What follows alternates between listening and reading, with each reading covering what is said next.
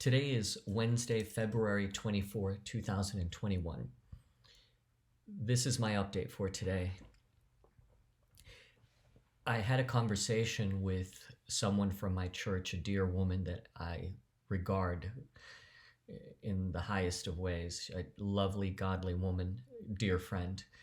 And she told me that today, the leadership meeting that they had, that the individuals that were there were on their face praying to God that I would and that Serena would feel overwhelmed by love.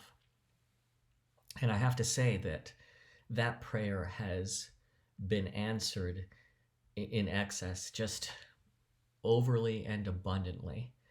So much has happened in such a short amount of time that has overwhelmed us with feeling loved and supported.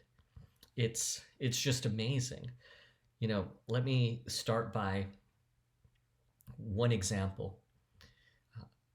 Today, I still feel well enough, so I went to the gym to work out.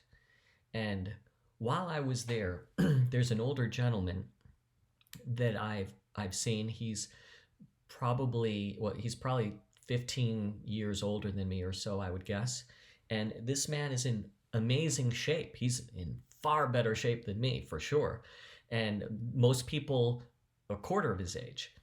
And I've gotten in the habit of saying hello to him, and he says hello to me. But today I felt the need to go up to him. And I went up to him, and this is someone who wears a mask, keeps his distance. And I just walked up to him and said, "By the way, I've been meaning to ask you a question. Are you a Christian?"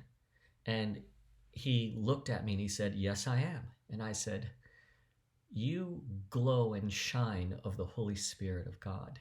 Whenever I see you, you are like a city on a hill." And I look at you and I immediately want to throw my arms around you and give you a hug. And I said, I've just been thinking about the people that I meet casually and that I really don't know. And I've always suspected that there was something unique about you that knit us together. And he smiled, and I said, "Well, may I share something with you?" And I shared with him a brief synopsis of what I'm going through and what I'm facing. And I just asked him, I said, "Would you, my brother in the Lord, would you pray for me? And would you remember me on March 4th as we have a prayer meeting for my health?" And right there, he immediately put his arms around me and began to pray for me at the gym.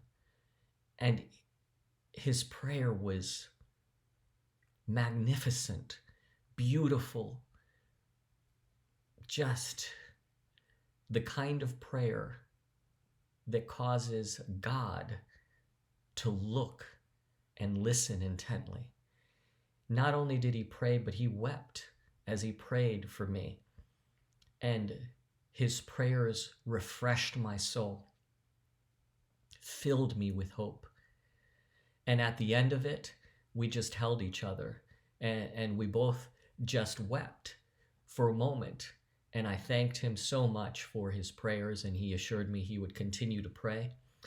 And it was this beautiful moment that would have never happened had I not gone through this situation, had I not been going through this situation, which would prompt me to even approach him. I'm unashamed right now to acknowledge my need and to ask people to pray for me, because I'm convinced that that is the true source of my healing. Then I got home and I started to find out about the many things that people have been offering to do and doing. There have been multiple meals brought over and people stopping by with different types of gifts and foods and vitamins, and the demonstration of love and concern, it literally shocks me, because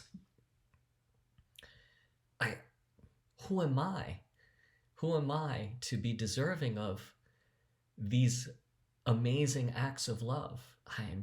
I'm at a loss. I'm humbled and so overwhelmed. That's the only word I can think of. And something else happened today that was unexpected. I got an email from an old friend that who our friendship had been damaged. But I guess my situation prompted a message. And as soon as I saw this person's name and I started to read, I started to cry. Because this is someone that I have treasured, and I was heartbroken when our friendship was hurt. And it was an amazing moment that is the beginning of reconciliation. It's incredible. Then I ended up feeling led to do something interesting that's actually been on my mind for several years. Back before I was a Christian, I had a girlfriend, and this is way back in high school, and I remember just not being a good boyfriend, and I am not the same man that I once was. So I reached out to her and I sent her a message, and I'll share with you one of the things that I said. I remember that we went out for prom and you spent weeks working on making your own dress for the prom, and I barely said a thing when you put it on, and I got to see you in this dress. And I mentioned other things, and I asked her for forgiveness, and I apologized, and I said, I know this is a little late, but may I say to you, you made a beautiful dress, and you looked absolutely stunning in it. And of course, I'm happily married, she's happily married, and I just wished her well. I am so glad to finally have gotten around to making that communication happen. It's these kinds of situations that bring about the knowledge that now is the time. It's so easy to delay the apologies that should be offered.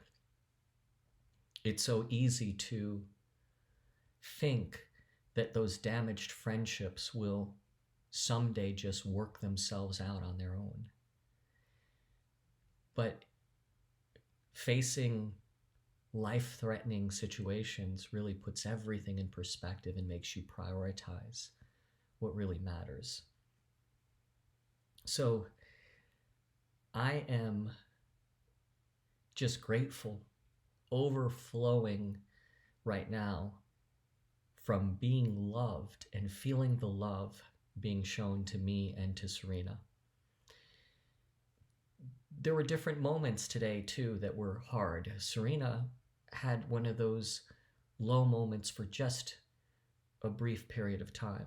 It overwhelmed her, it all caught up to her, and she was in tears. And then afterwards, she was okay. And I'm thinking about how months ago, I remember going through a lot of stress and saying, I wish I could cry.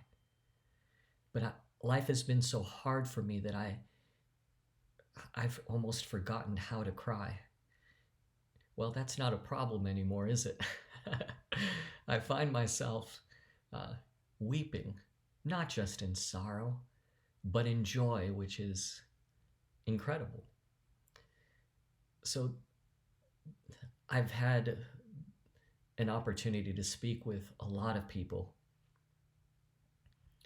and hear them talk about how much they love me and get to share with them how much I love them. You may not be going through what I'm going through, But if I may offer you this word of advice, life is short. Life is never guaranteeing us tomorrow. Why not err on the side of saying I love you far too often than not enough? There is some hopeful news regarding my health. We spoke with the doctor today. There seems to be some debate about the severity of my tumor, the classification of my tumor. So it seems that when my tumor was sent to the lab, there were some of the technicians that thought it was more serious and others that thought it wasn't. And so it had to literally be brought to a board of directors to arrive at what it is. Because of that, my doctor has ordered another review from a different lab, a review of the tumor to see what exactly it is and if it might not be as terrible as what we think. That is going to happen soon. And the PET scan is right around the corner, which the PET scan will determine if cancer has spread throughout my other organs in my body, or if it's just localized in that area of my esophagus. But there's some neat things happening. There's so much more I wish I could tell you it all. But suffice it to say that I'm doing all right. And I know that things can turn in a moment, but I want to share with you the renewal that I'm experiencing right now that's come from today's events. And I leave you with that.